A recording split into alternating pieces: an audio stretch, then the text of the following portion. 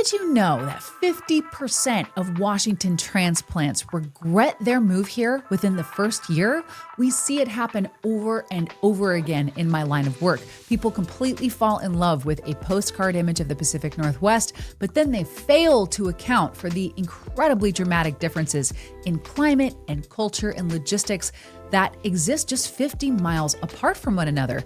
But the question is, which side of the Cascade curtain will actually break you?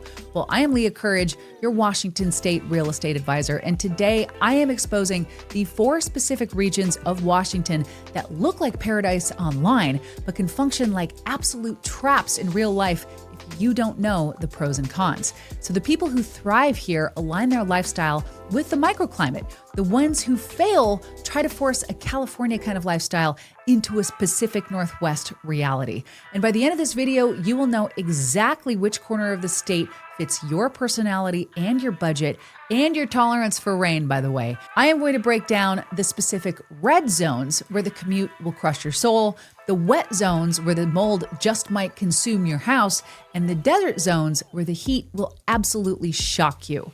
This is the only guide that you are going to need to map your future in the Evergreen State. So without any further ado, let's dive in.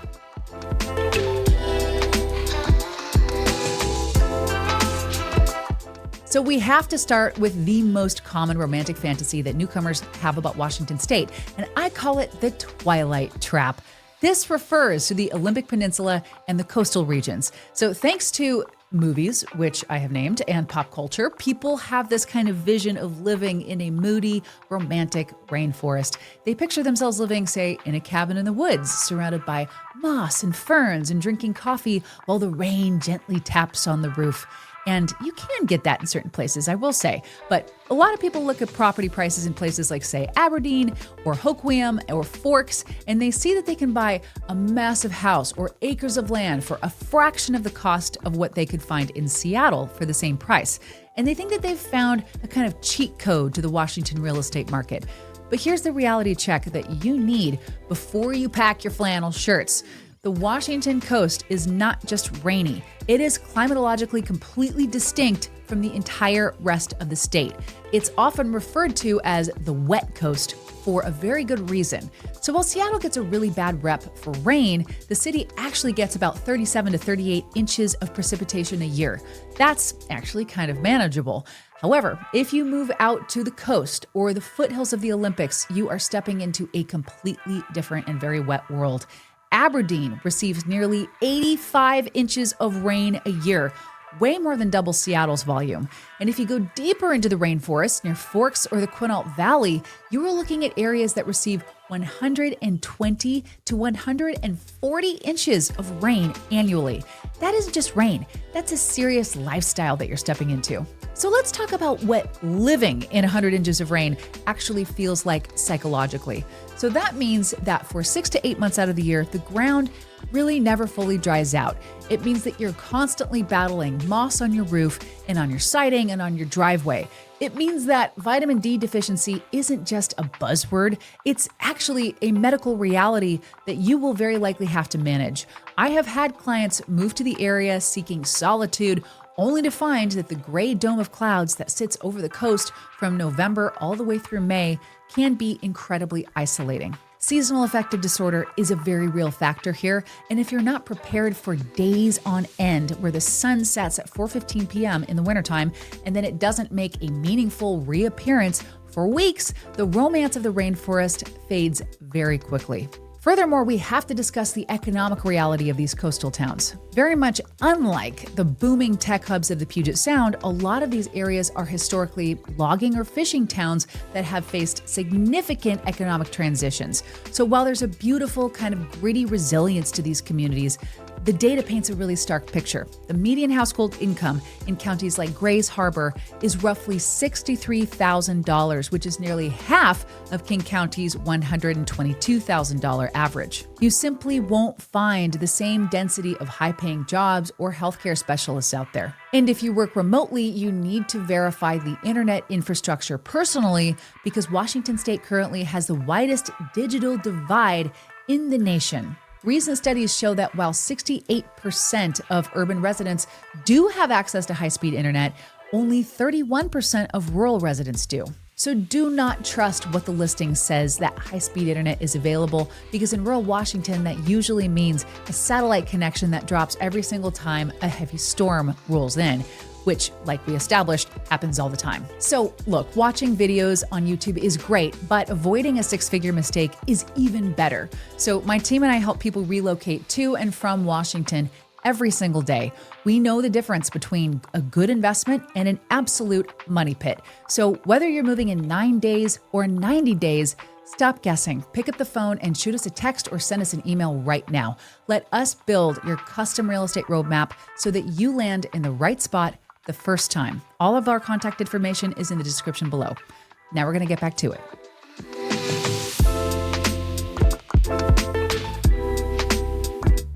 Now, let's swing the pendulum to the complete opposite side of the spectrum. This is trap number 2. This is the Desert Mirage, and it applies to Eastern Washington, specifically hubs like Spokane and the Tri-Cities and Yakima. So I hear this logic all the time from clients. They tell me they want to move to Washington for the taxes and maybe for the politics, but they hate the rain. So they're choosing to move, for example, to Eastern Washington. It looks sunny and it looks cheap. And here's the hard truth that the maps don't tell you. Eastern Washington is effectively a completely different state from Western Washington. We're divided here by a massive geological feature called the Cascade Mountains. And we call this divide the Cascade Curtain, because when you cross those mountains and you leave the temperate rainforest, you enter the high desert. And there is a very stark difference in topography also between Eastern and Western Washington. The west side is ultra green, the east side is brown and gold. And this isn't just an aesthetic difference, it's actually a lifestyle overhaul.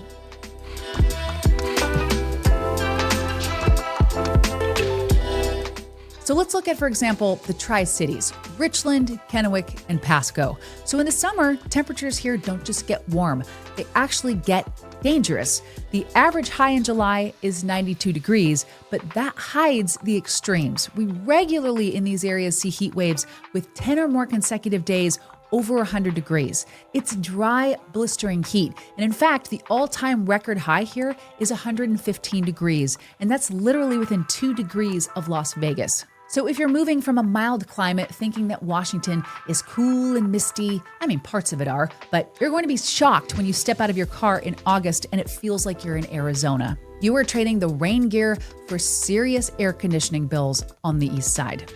The landscape on the east side also is shrub steppe, meaning sagebrush and rolling brown hills, and not the towering Douglas firs that you see in the postcards of Washington State. Then look at Spokane. Spokane is a beautiful city with incredible architecture and nature, but it has a genuine four-season climate.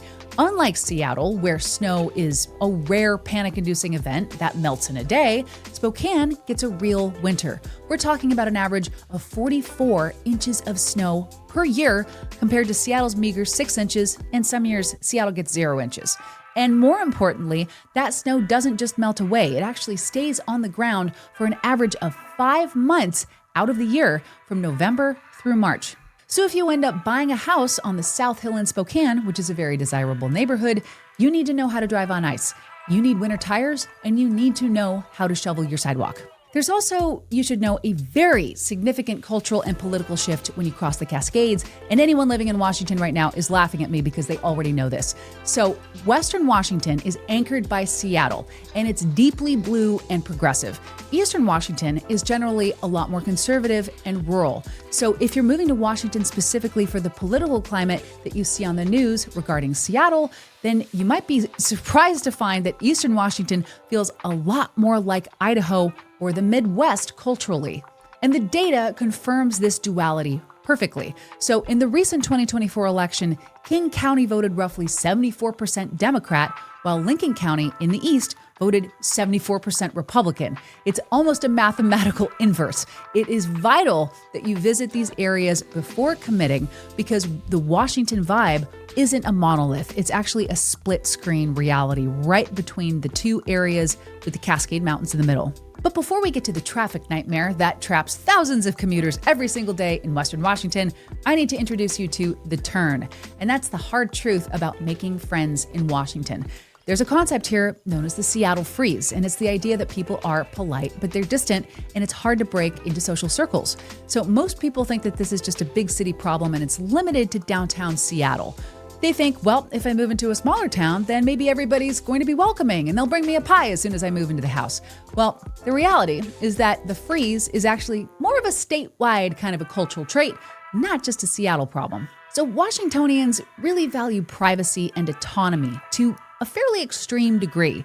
In fact, psychological studies have actually consistently ranked Washington state as 48th out of 50 states for extroversion. Think about that for a sec. That is near the very bottom. A local poll even found that nearly 40% of residents explicitly stated that making new friends was, quote, not important to them. But in smaller towns, those social circles can be even harder and tighter to penetrate than in the city, if you can believe it. So if you move to a small town, say in Skagit County or Lewis County, you might find that people are friendly on the surface, but they've known each other since kindergarten. And that leaves a little room for newcomers. So community here is built around activities, things like hiking and skiing and boating, and not just proximity. So you have to be proactive to thaw the freeze, regardless of which side of the mountains you choose.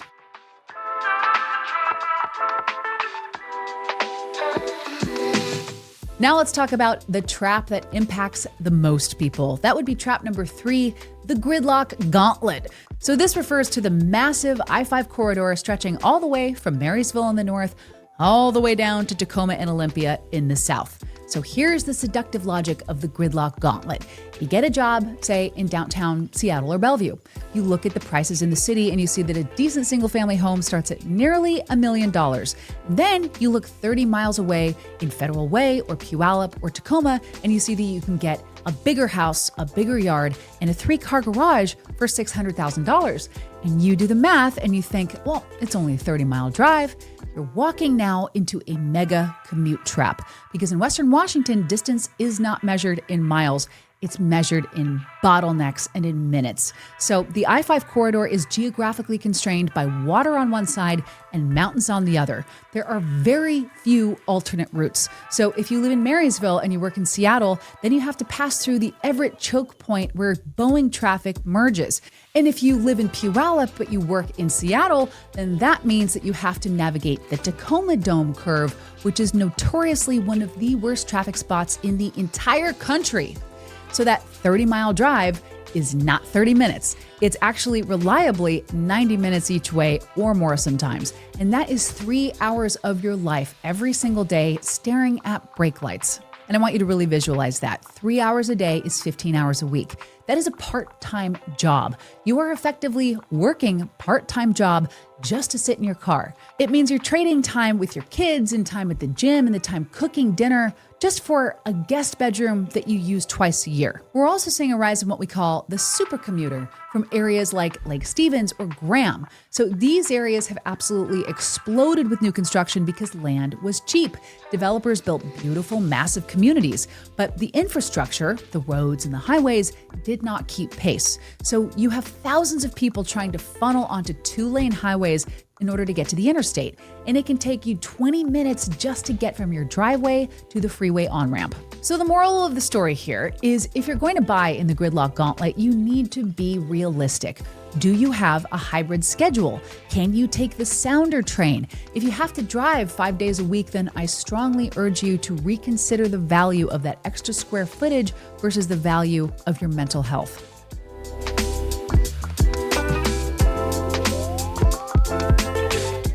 Finally, let's discuss trap number 4, and that's the ferry fantasy. So this applies to Whidbey Island, Vashon Island, Bainbridge Island, Bremerton, and the whole of the Kitsap Peninsula, basically.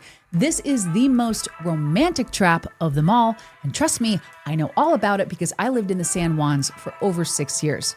So you visit on a sunny Saturday in July. You walk onto the ferry and you stand on the deck with the wind in your hair and the salt water in your nose, and you watch the sailboats, and maybe you even see orcas in the water. And you think, this is it. This is the dream. I'm going to commute with the boat every single day. And yes, for the right person, it is magical.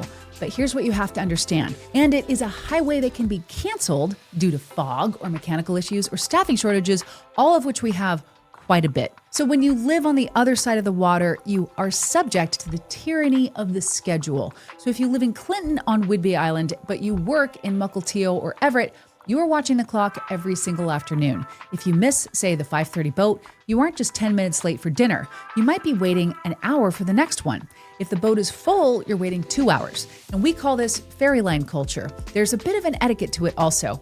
And there's a stress to it as well. You can't just run to Costco on a whim. That becomes a whole half-day production. And you can't easily say yes to, say, happy hour with colleagues because you've got to catch the boat. Relying on the ferry adds a variable cost to your life. Fares go up. Peak season surcharges apply in excess of, say, 35% of what they are in non-peak season. And if the system has a meltdown, which has happened with aging vessels, you are effectively stranded or you're forced to drive hours around the sound just to get home. But if you are a remote worker who only needs to go into the city, say, once a week, then the ferry fantasy can absolutely be a reality. You get more house for your money out there, often with incredible water views. But if you're commuting, say daily, or you have kids who play select sports on the mainland, then the ferry quickly stops being romantic and it starts feeling like a moat that keeps you trapped. So, if the coast is too wet, the east is too hot, and the corridor is too busy, and the islands are just too isolated, then where is the Goldilocks zone? Where can you live that actually offers a balance of lifestyle, affordability, and sanity? Well, this brings me to my bonus section. So here are 3 balanced alternatives that I recommend to clients who want to avoid the traps. Goldilocks number 1 is Olympia. As the state capital, Olympia sits on the very southern end of the Puget Sound. It's significantly more affordable than, say, Seattle or Bellevue, and it has a charming historic downtown and a beautiful waterfront boardwalk, and has a very, very strong sense of an artsy and funky community down there. Because it's a government town, the economy is also relatively stable. You're very close to nature here, as there's ultra easy access to the outdoors and the mountains, but you aren't isolated in Olympia. The traffic can be heavy heading north, but if you live and work in Olympia or you work remotely, then it offers a very high quality of life without the big city kind of stress. Goldilocks location number 2 is Bellingham. So located way up north on the other side of the state near the Canadian border, Bellingham is a gem. It's a college town and it's home to Western Washington University, which gives it a very youthful, vibrant energy. It has a thriving art scene and incredible breweries, and it is absolutely obsessed with the outdoors. And you're right on the water in Bellingham, but you're also minutes from world-class mountain biking on Galbraith Mountain and skiing at Mount Baker, and you're actually really close to Whistler, BC as well. It has a distinct identity that feels less like a Seattle suburb and definitely more like its own independent kind of city-state. It's expensive compared to a lot of the rural areas, but it's definitely cheaper than Seattle. And the lifestyle per dollar is incredibly high there. Goldilocks alternative number 3 is Vancouver, Washington. And note that I said Washington, not Canada. So located just across the river from Portland, Oregon, Vancouver offers a unique financial kind of a loophole. So Washington has, for the time being, no state income tax. Oregon has no sales tax. So living in Vancouver means that you get to earn your income in Washington tax-free and do your major shopping across the bridge in tax-free Oregon. So beyond tax benefits, Vancouver has redeveloped its waterfront into an absolutely stunning modern destination with restaurants and wine tasting, and it has a milder climate than Seattle, usually a few degrees warmer and slightly less rainy. And you have access to all the big city amenities of Portland without having to live in the density of it. So Washington is a massive, diverse state. It is not just the Space Needle and lots of rain. It's deserts and rainforests and islands and valleys. And the key to moving here successfully is to stop looking at the house and start looking at the map. You need to understand the microclimates and the macro commutes. Don't buy a view that you don't have time to enjoy because you're stuck in traffic all day. Choose your reality wisely. Well, thank you so much for watching. And if you found this breakdown helpful, please be sure to give this video a like, subscribe to our channel, and turn on notifications because we're dropping deep dive guides on neighborhoods and all things Washington and real estate every single week to help you make the smartest move possible. And remember, whether you want the desert heat or the island breeze or the city buzz, we are here to help you navigate it. So go ahead and reach out to us using the information in the description below, and let's get your Washington story started right now. Again, I'm Leah Courage. Thank you so much for watching. Keep exploring, and we will see you on our next video.